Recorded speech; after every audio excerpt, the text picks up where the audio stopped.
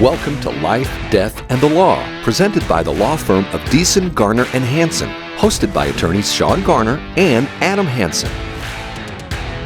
Welcome to the July 1st edition of Life, Death, and the Law. I'm Shawn Garner, attorney with Beeson, Garner, and Hansen. I'm in studio here with Cody Beeson, Adam Hansen, and Thomas Sparks. Good morning, gentlemen. Good morning. We want to start our show off today with a little salute to the 4th of July that's going to occur in the next couple of days, and the birth of our nation. So we're going to start that off with a wonderful rendition of The Pledge of Allegiance by Red Skeleton. I remember a teacher that I had. Now, I went through the 7th grade. I went to the 7th grade. I left home when I was 10 years old because I was hungry. And I used to, this is true. I work in the summer and I go to school in the winter. But I had this one teacher. He was the principal of the Harrison School in Vincennes, Indiana. To me, this was the greatest teacher, a real sage of my time, anyhow. He had such wisdom. And we were all reciting the Pledge of Allegiance one day. And he walked over, this little old teacher. Mr. Laswell was his name. Mr. Laswell. He says, he says, I've been listening to you boys and girls recite the Pledge of Allegiance all semester, and it seems as though it's becoming monotonous to you.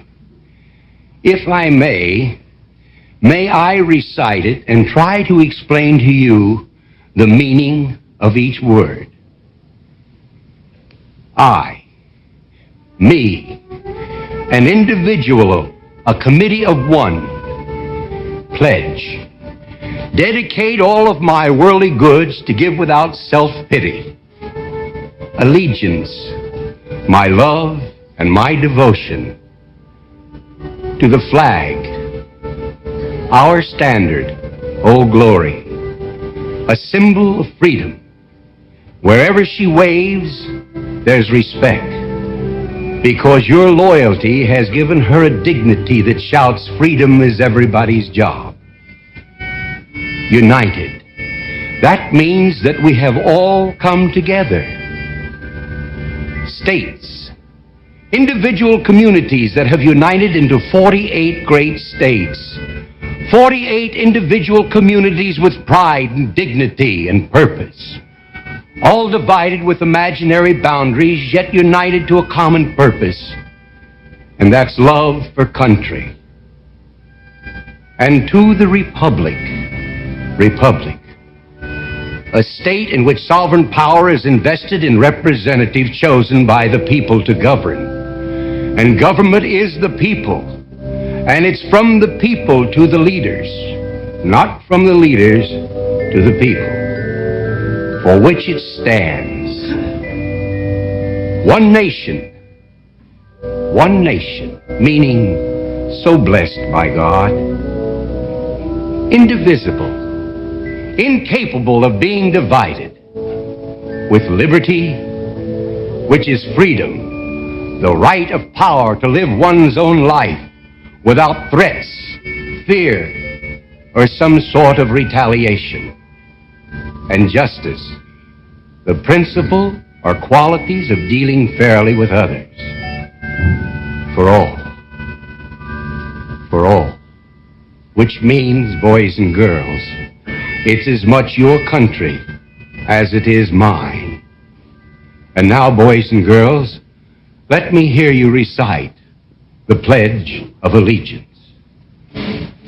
I pledge allegiance to the flag of the United States of America and to the republic for which it stands, one nation, indivisible, with liberty and justice for all. Since I was a small boy, 2 states have been added to our country, and 2 words have been added to the Pledge of Allegiance: under God. Wouldn't it be a pity if someone said that is a prayer and that would be eliminated from schools too?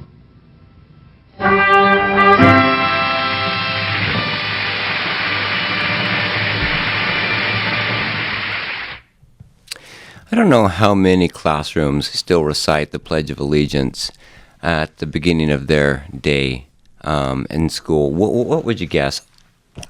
I assume it's part of standard, procedures. Protocol? Yeah, I mean, For grade school, for high school? yeah, I mean, it always was when I was there, but I'm really dating myself now. So, I mean, back when I went to school, there was only 2 genders. So, Oh, yeah.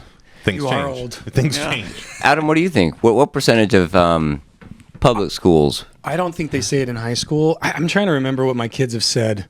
I think we've had conversations about this. I think my middle schoolers say it, and I think my elementary school age kids say it, but they go to a charter school. So the charter school is a little bit more, I would say, patriotic or military based or friendly than your typical public education. And I know they do things every morning. They've got their little routine, and I think the pledge is part of that. And I think they say it For in the middle charter school. For the charter school, and then my 2 daughters that are in middle school out here in the foothills, I think they say it. I think I've heard them say.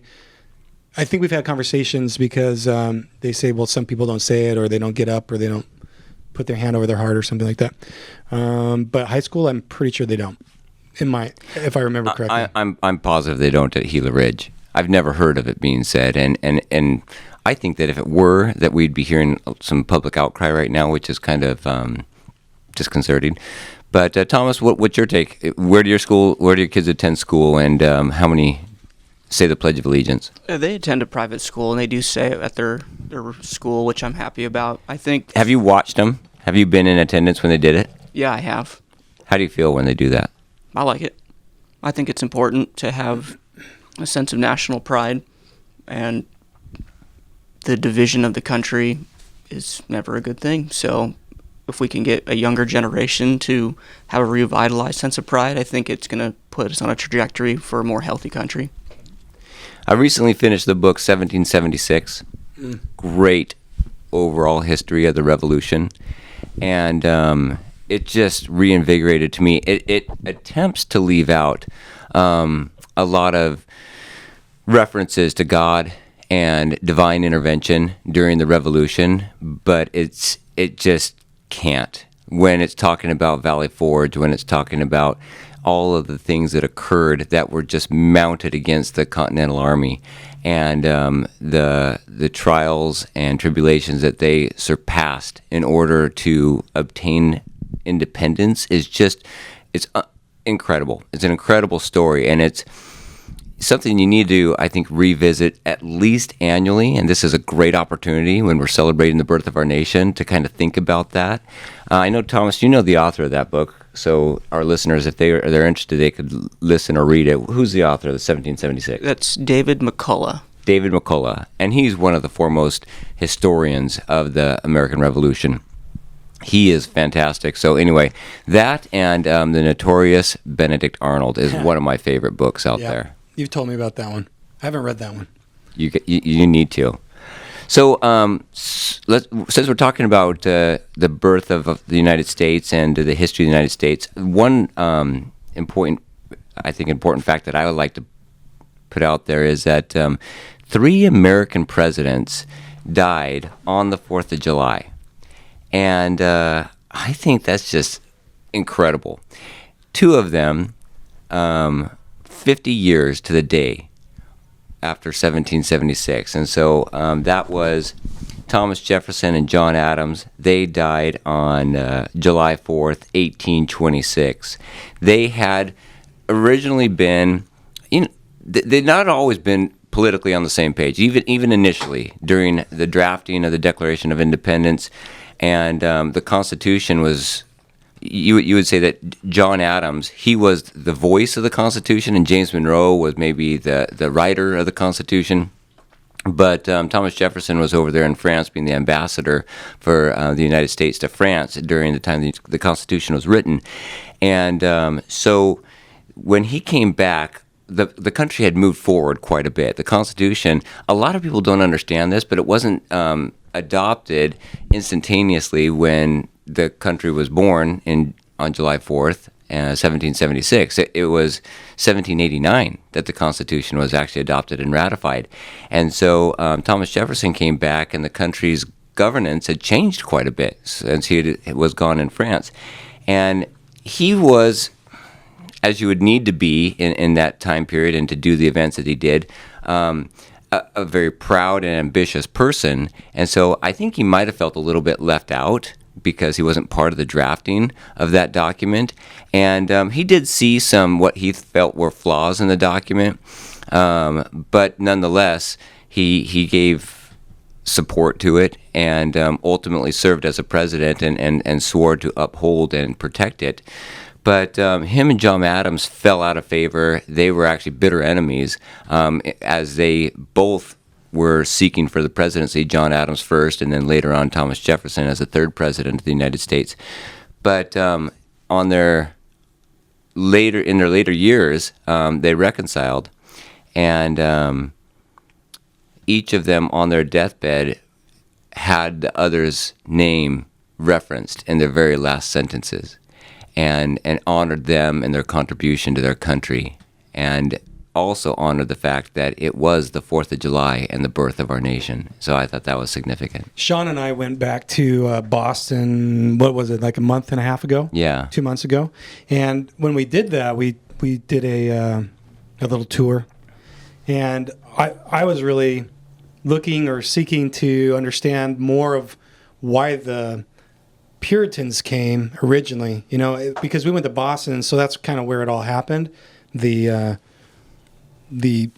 ignition, I guess, of the whole fight. Yeah, they call it the cradle, right, of the revolution. And I'm curious we never really talked about it. We did cursory, Shawn, but I was interested to know what was your take on all that when we went through that tour. Did you learn anything? Did anything stick out to you as far as the birth of our nation and the Puritans coming into the Massachusetts Bay area and then into Boston?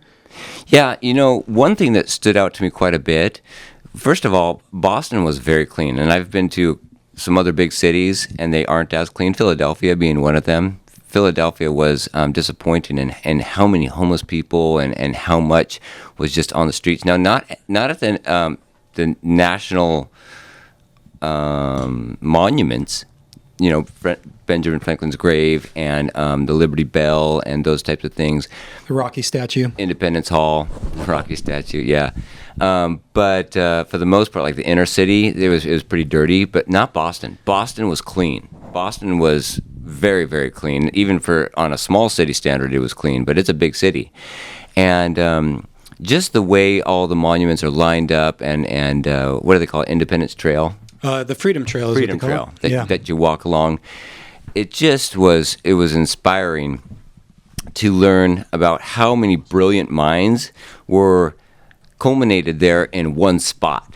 I think the thing that turned out, or that really stood out to me the most, was the fact that the King of England was trying to reconcile with the Americans, with the people in America, and allowing them some sense of self-governance where they got to call the shots essentially for what was happening over here in America, but not with the taxation, right? And so a lot of the taxes and restrictions that were put on the Americans had been repealed recently, but there was one sticking point, and everybody knows about this, and that was the tax on the tea. And it was a pretty minor tax, but the Americans at that point, even though they had a higher standard of living, and a lot of people don't understand this, they had a higher standard of living than those living in Europe and specifically England, they did not want to stand for that because they felt that it was their divine destiny to become independent. And they wanted to not only demonstrate for themselves, but they reference many times the millions of unborn to come, that they have freedom and these rights are bestowed by God and not the king. And this was a sticking point for them. And so they took that tea, right, they threw it into the harbor, and they could have continued to live very comfortable, affluent lives, but they decided not to, and they knew that their lives probably for the most part was going to become more difficult and maybe end as this act of defiance.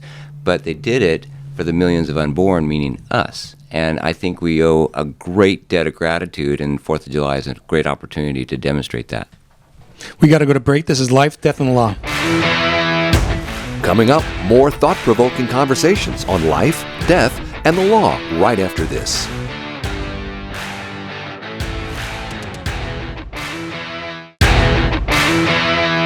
You're listening to Life, Death, and the Law, presented by Beeson, Garner, and Hansen, the law firm that has been voted Yuma's best 6 years in a row. Welcome back. This is Life, Death, and Law. I'm attorney Adam Hansen. We've got Shawn Garner, we've got Tom Sparks, and we've got Cody Beeson in the studio today, and we want to wish you a happy 4th of July. Keep your fingers, when you go out and shoot those fireworks. Shawn, I'm talking to you. Yeah. I think this is notorious for losing fingers. It's like one of the highest hospital visit days, I think, of the year, the 4th of July. So just keep your digits if you can. If not, it was a good run, and it was worth it, right? We were talking earlier about how Shawn and I visited Boston. We had to go to a legal conference back in Boston a couple months ago, and we took the opportunity. We took like a day prior to the conference getting started to visit some sites there in Boston, one of which was the Boston Tea Party boat. It's a recreation. I don't think it's the actual boat, but you go on this boat and you act like you're one of the colonists back in the day. And we started out kind of like these actors were all getting us all riled up, saying the British have passed this Stamp Act, and then the nerve of them, then they passed the Tea Act, which forced us to use only British tea. We couldn't sell any other tea, homemade tea or anything like that. And in addition to that, not only did we have to buy British tea, it was super nasty and gross because it takes forever to get across the ocean. So by the time it got here, most of it was moldy and gross. And then they had to pay taxes on that, and they didn't even want to drink it. So there's all sorts of underground things going on, obviously.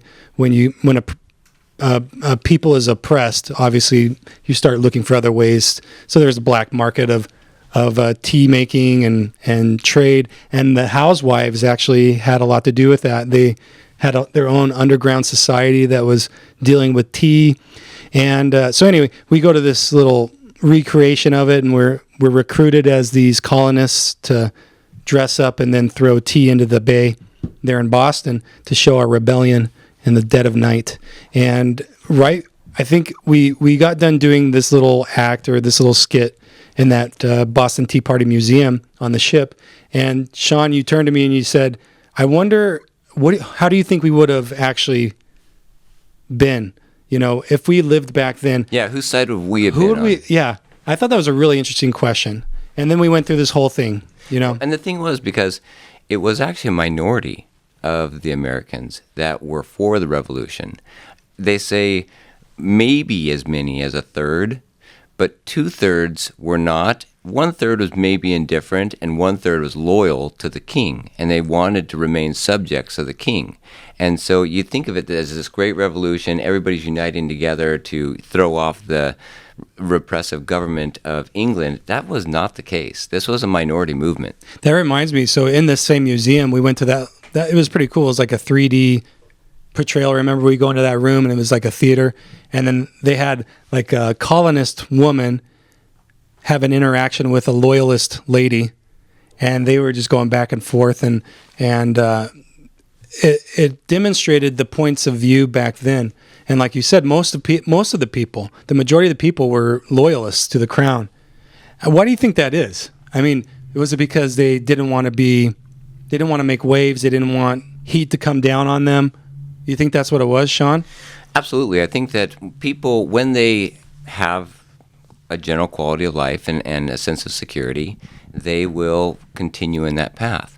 And that is human nature. We want safety, we want security, and we will be willing to give up a lot in return for those things. And that's why I want to pay so much homage to our founding fathers, because they had both those things, safety and security.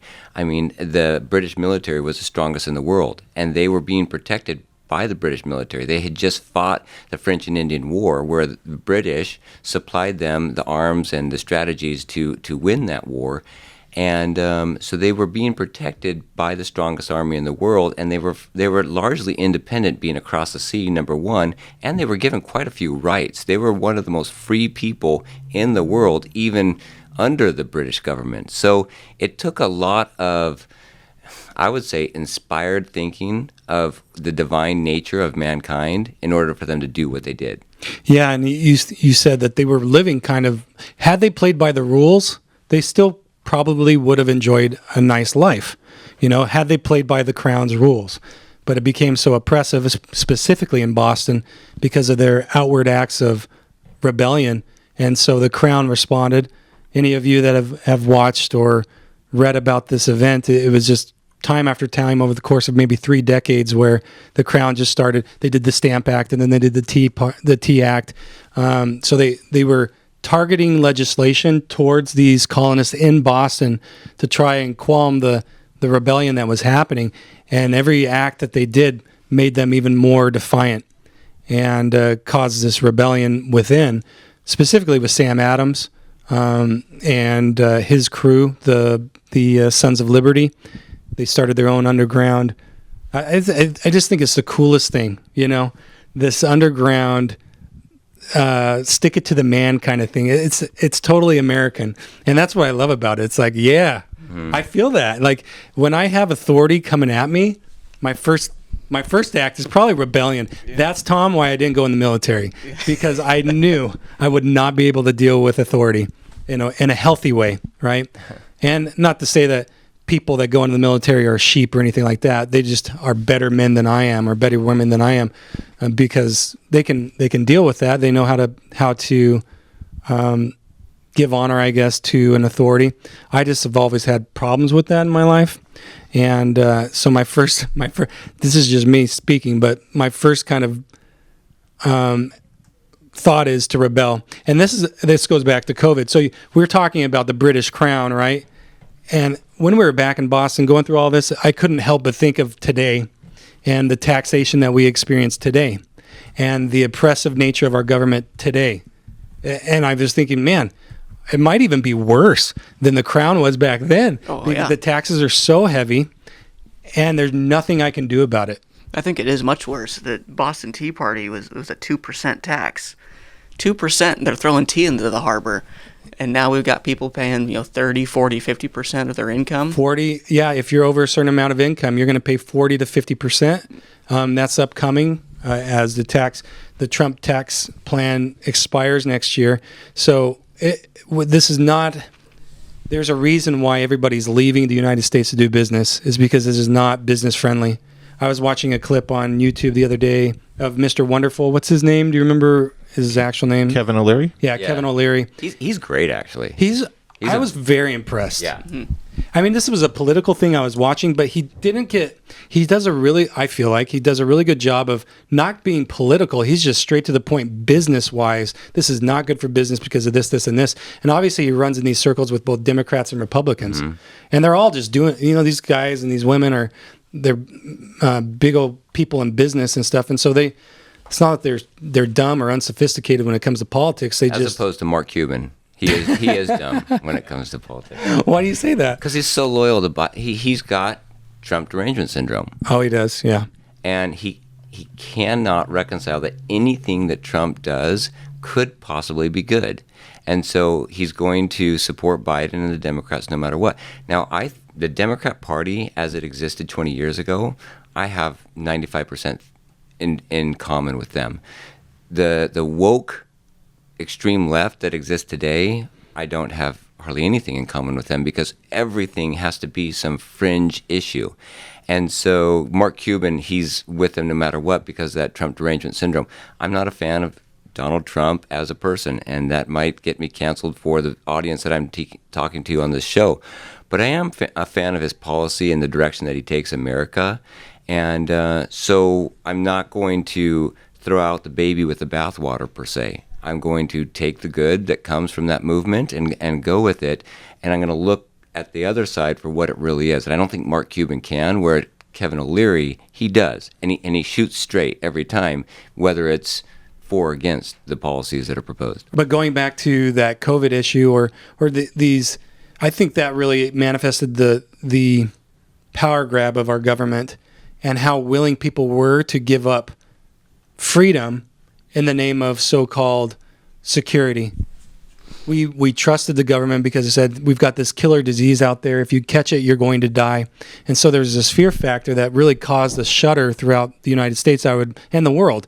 And that was what was portrayed to us. And so as a consequence of that, they say, don't leave your house. You can't do this. You can't do that.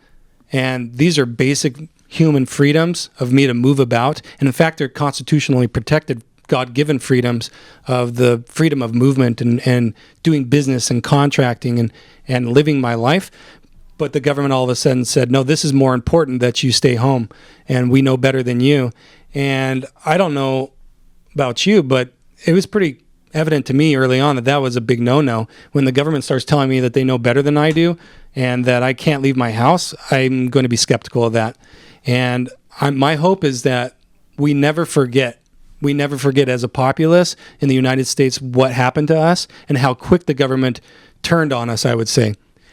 And if you think about it, it's like we talk about the government in, let's say, air quotes, right? The government. And we act like it's this all-knowing, all-seeing, God-like being. In reality, it's just a group of people that we put into power, and they all have their biases, they all have their strengths, they have their weaknesses. It's just people. And these people are flawed, and they are power hungry. I'm convinced that they're power hungry. And so that's going to motivate them to do certain things, to hold on to certain power and even money, if you follow the money. And as a consequence to that, our best interests are not always their best interests. Does that make sense? Cody, you believe that? Oh, 1,000%. I mean, didn't we see that with the policies that rolled out that, we couldn't trust, what is it? Do as I say, not as I do. Right. Yeah. How many times did we see elected officials? Gavin Newsom. Yep, doing exactly that. Nancy No mask in the Pelosi. restaurant. Yeah. Yeah, and even the Republicans, but they didn't, for a large part, were opposed to it. We had Ted Cruz that he was going on vacations too. But I think what we got to take away from that is we're free. That means we get to choose bad or good. Right. We get to Suffer the reap consequences. the consequences of our own choices. Being free doesn't mean we get to do whatever we want and then the government catches us if we fall. It means the government allows us to fall. And the government also allows us to succeed and own our intellectual property and our real estate property, our personal property, and do with it what we may. Now, that may result in, the big argument was bad things happening to other people around us. But that is also part of living in a free society, that there are people that are going to act poorly with that freedom, and we're going to have to suffer the consequences of their actions. That's why we're given all the rights that we have, and primarily among those is the Second Amendment, to defend ourselves and defend our rights, not only against people around us, but against the government, infringement upon our constitutional rights, which are actually just an enshrinement of our God-given rights. I agree with that. I thought it was really interesting with the Hunter Biden case that recently just took place. He was convicted on all counts, and this was a gun charge. And I thought it was really interesting that we didn't hear anything from the left about how bad guns were in this particular case. It was all about how Hunter Biden, this was just a political thing. They didn't talk anything about how he was an addicted meth and cocaine addict, Or gun-toting crazy, that trying to skirt the gun laws. Yeah. Why didn't they? They always say, well, we need more gun laws, we need more background checks, but yet he just skirted those, and no crickets on that side. It's like, well, that's what you've always wanted. You've got this system in place where these people can't get guns, or you want it in place, and yet you didn't say anything about it. Like, you're just going to his defense. So are you for guns or not for guns? I was really confused when that all came about. We got to go to break. This is Life, Death, and the Law. Coming up, more thought-provoking conversations on life, death, and the law right after this.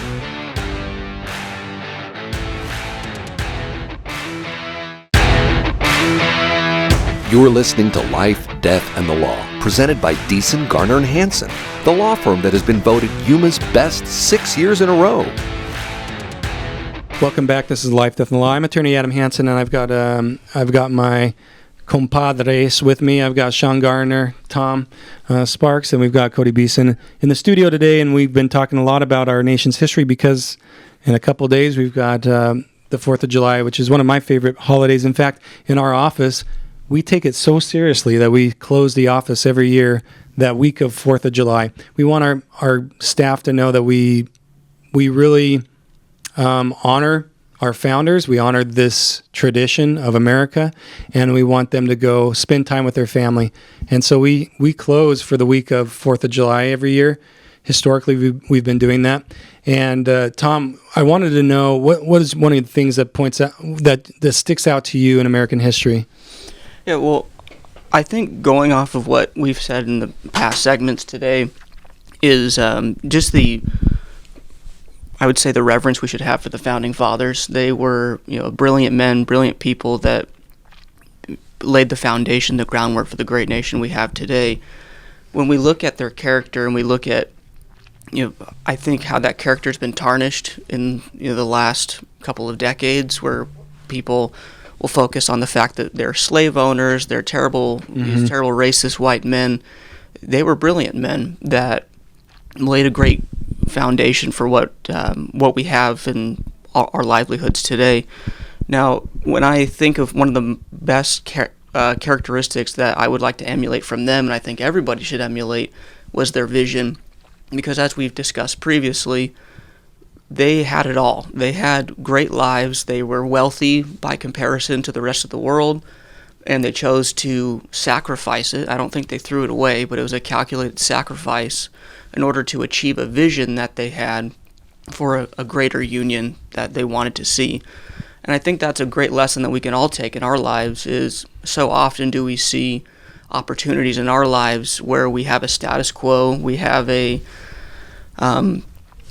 comfortability that we enjoy in our lives, but there's something else out there that we could get and we could gain for ourselves if we would just seize the vision, carpe diem, so to speak, and try to elevate ourselves.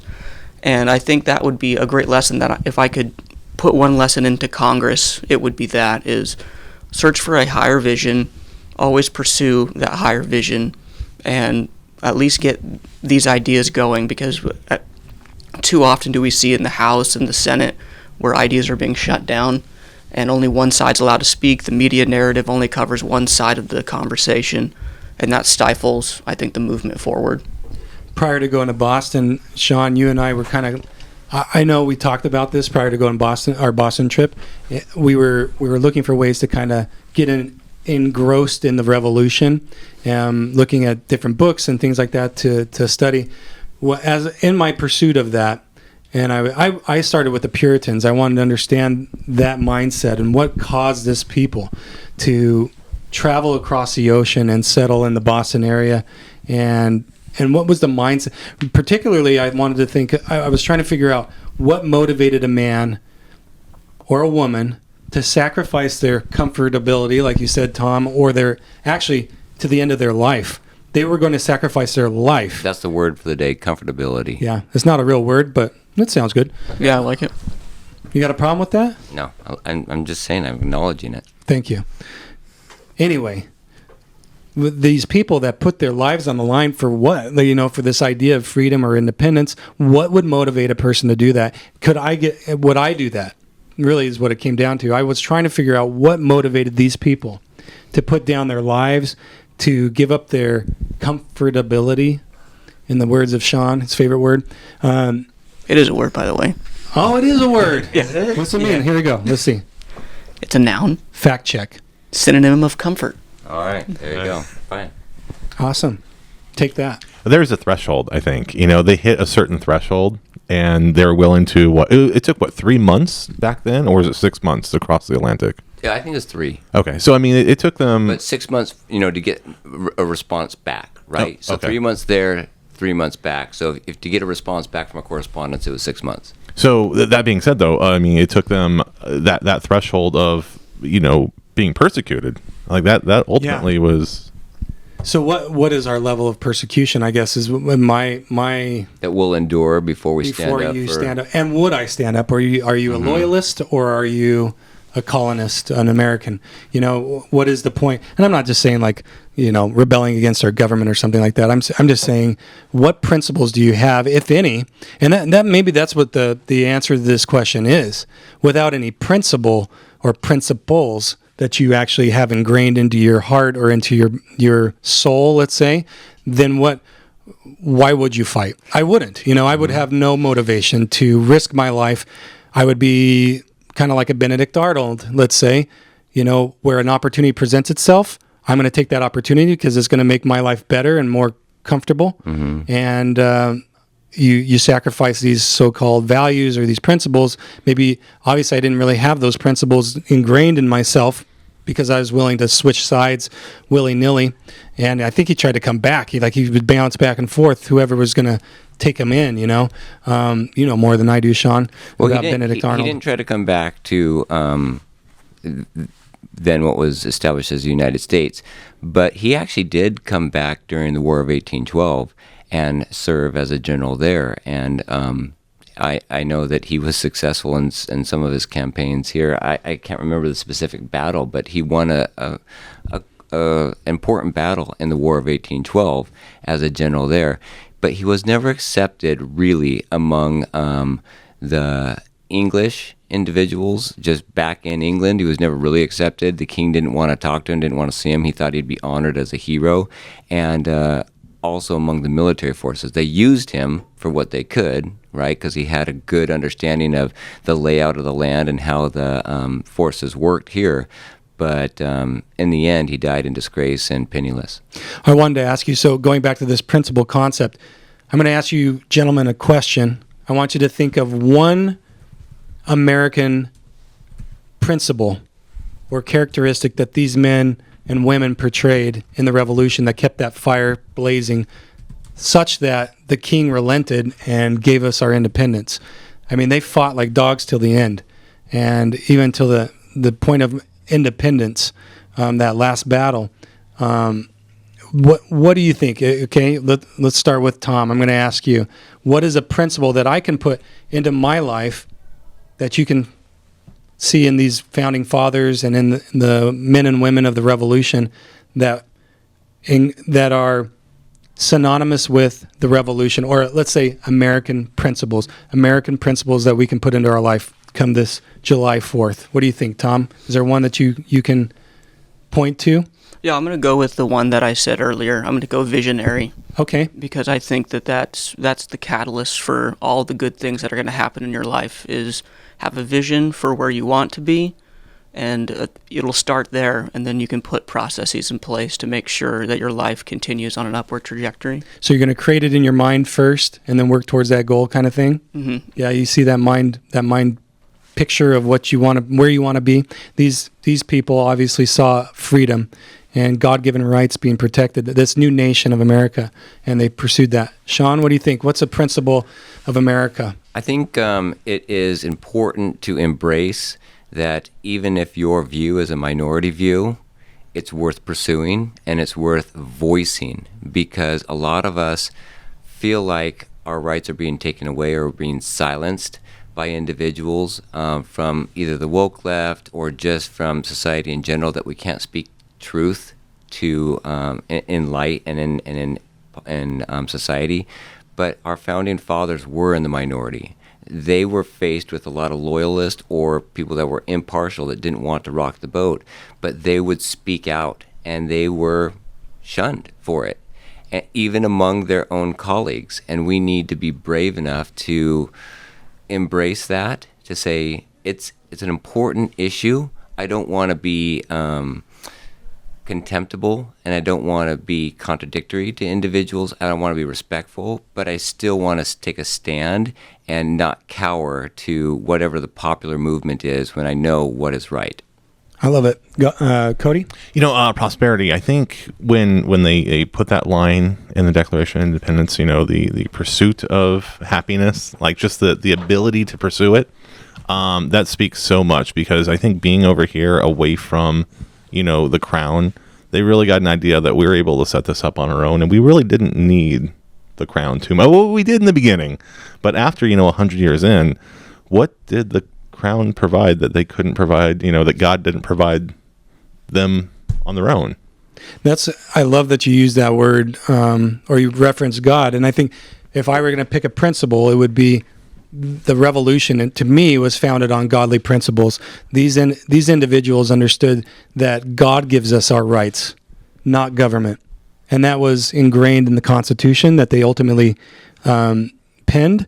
It was also ingrained in the Declaration of Independence in the very beginning, the Bill of Rights. God is the procurer and the genesis of all human rights, and not the government. That's a wild concept back then. Right now, I mean, I think we just take it for granted. We've been told that since we've been born. But back then, that really wasn't the case, And I think it's flipping the script in a certain way. And I agree with you. I think today, we've got to the point where it's like, I rely on my government so much that if they say I can't do something, okay, yeah, they say what I can do and what I can't do. And I forget the idea that, wait a second, God tells me what I can do and what I can't do. I'm a free person, and I can choose what to do, regardless of a government. And we were saying that, like, when the pandemic was first happening, like, oh, they canceled the flights. So it's okay. It's probably best for us. We were saying, like, okay, well, flatten the curve. Yeah, exactly. And we were looking out for that stuff. But now it's like, well, we're kind of more awake. Yeah, hopefully. That's my hope. My concern is that we forgot, and we were very quick to forget. I mean, 9/11 happened, right? And we were all in. I felt like, as Americans, all of a sudden you saw more flags flying. We all were in. We were going to go get these bad guys.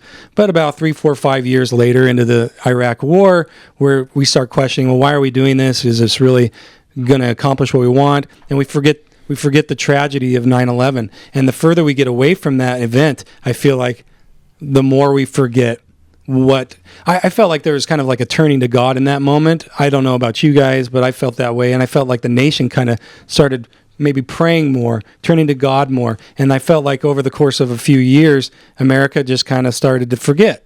And we became a little bit more, I don't know, prideful, I guess, in our own selves and what we can do for ourselves. And it takes another event, So I think as long as this is my personal opinion, we continue to look to God like the founders did to guide our nation, I believe that we will be protected. We will be able to continue as a nation of prosperity and a beacon of independence and light to the rest of the world. If we don't, I feel like we have the capability of just collapsing like Rome or other great societies of the past. Tom, it looks like you're chomping at the bit to say something. No, not at all. But I will.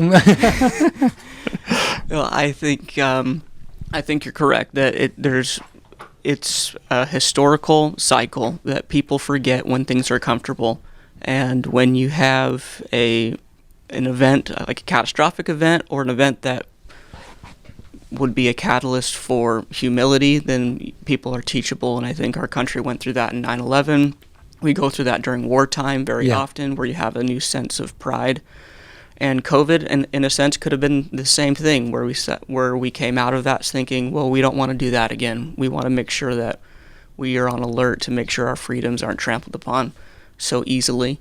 And the future holds, I don't know, mysterious things as we continue to try to preserve our rights. We'll see how it goes. Well, we got the happy 4th of July.